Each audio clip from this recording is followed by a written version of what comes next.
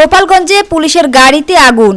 জাতীয় নাগরিক পার্টির মাসব্যাপী জুলাই পদযাত্রা কর্মসূচিকে ঘিরে গোপালগঞ্জ সদর উপজেলায় উত্তেজনাকর পরিস্থিতির সৃষ্টি হয়েছে।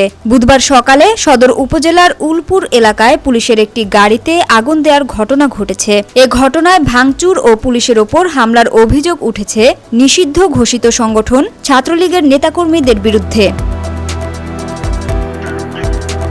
গোপালগঞ্জ সদর থানার ভারপ্রাপ্ত কর্মকর্তা মীর মোহাম্মদ সাজেদুর রহমান বিষয়টি নিশ্চিত করে বলেন, আজ পৌর পার্কে জাতীয় নাগরিক পার্টির কেন্দ্রীয় কর্মসূচির অংশ হিসেবে পদযাত্রা অনুষ্ঠিত হওয়ার কথা ছিল।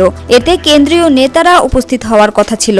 সেই কর্মসূচি বানচালের উদ্দেশ্যে ছাত্রলীগের সাধারণ সম্পাদক আতাউর রহমান পিয়ালের নেতৃত্বে কিছু সমর্থক উলপুর এলাকায় পুলিশের উপর হামলা চালায়। তারা পুলিশের একটি গাড়িতে আগুন ধরিয়ে দেয় এবং ভাঙচুর করে।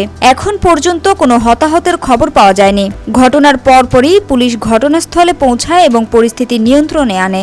উল্লেখ্য, জুলাই মাস জুড়ে এনসিপি সারা দেশে পদযাত্রার কর্মসূচি পালন করছে, যা বিভিন্ন স্থানে বাধার সম্মুখীন হচ্ছে।